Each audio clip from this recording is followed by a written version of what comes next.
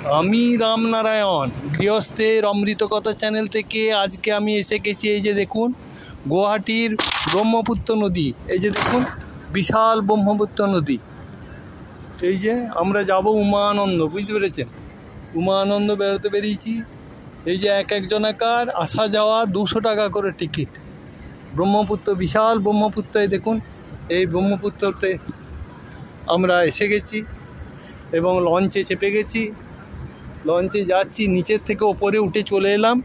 নিচে সব বসার সিট আছে, আমি শুধু ভিডিও করার জন্যই এখানে এসে গেছি। ওই যে দেখুন কত সুন্দর সিনারি দেখুন। এই যে আমরা যাচ্ছি উমানন্দ।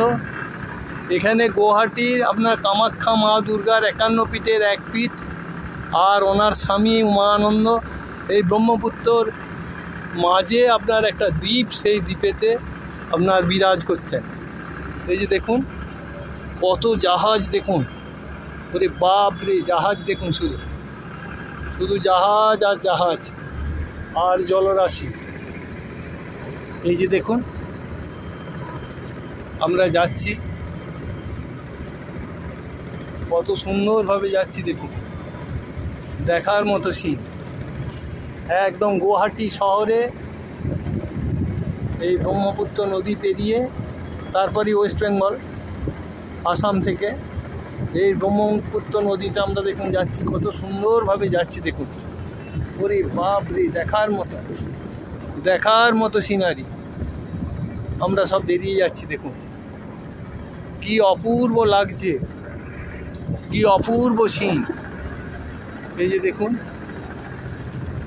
এই ব্রহ্মপুত্র নদী, আর কত জাহাজ চারিদিকে আসছে ছুটে, জাহাজে, লঞ্চে, স্টিমারে একদম ভর্তি সব। দুপার একদম দেখুন, দূরে সব পাহাড় আর পাহাড়, আর মাঝখানে দেখুন পাহাড়ের গহ্বর থেকে এই নদী বেরিয়ে এসেছে ব্রহ্মপুত্র। এর চওড়া প্রায় 9 কিলোমিটার বলছে, 9 কিলোমিটার চওড়া। ওরে বাপ রে, এই যে দেখুন কি মনোরম লাগছে দেখুন। এই যে দেখুন দূরে কেমন জাহাজ যাচ্ছে, জাহাজ ভর্তি সব মানুষ, একদম সুন্দরভাবে যাচ্ছে দেখুন। এই যে দেখুন একটি জাহাজ, লঞ্চ, স্টিমার, বোট একদম পুরো ছেয়ে আছে। এক একজনাকার টিকিট 100 টাকা করে নিচ্ছে, যেতে আর আসতে 100 টাকা। আমরা 3 জন আছি, আমার নাতি, আমার মিসেস আর আমি। আমাদের প্রথমেই ওখানে 600 টাকা দিয়ে টিকিট কাটলাম। টিকিট আবার রসিদ কিছু দেয়নি, বলছে চেপে পড়বেন, ওখানে আবার আসার সময় যে কোনো ইয়েতেই আসতে পারবেন, লঞ্চে বা স্টিমারে বা যেভাবেই হোক আসতে পারবেন। এই যে দেখুন আমরা যাচ্ছি, কি মনোরম লাগছে দেখুন, জলরাশি আর জলরাশি। এই যে দেখুন, এই যে দেখুন আমরা যাচ্ছি, শুধু জলপথে চলেই যাচ্ছি। আর মাঝে মাঝে একটা করে দ্বীপ দেখুন, ওই যে দেখুন কি সুন্দর একটা দ্বীপ, পরের পর সামনের দিকে 4টে দ্বীপ দেখা যাচ্ছে, দূরে একটা দ্বীপ, এদিকে একটা দ্বীপ, কি মনোরম লাগছে। আহা, কি দেখিলাম, জন্মান্তরও ভুলবো না।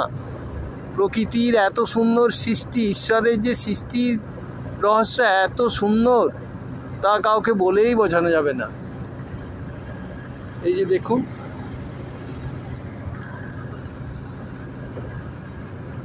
জলরাশি আর জলরাশি, যেদিকে তাকাবেন জল আর জল, আর দূরে শুধু পাহাড়গুলি দেখা যাচ্ছে।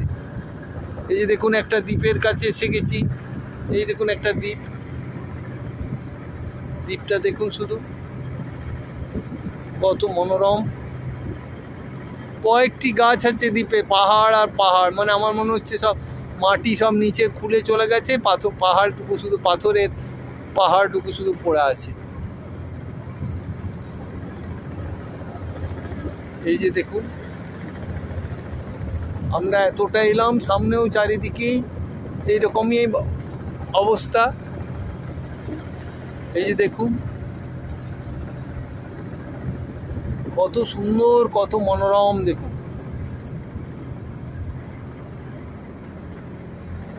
এখানেই আমার 1 নম্বর ভিডিওটি শেষ করছি। পরে আবার নতুন ভিডিও এসে যাব।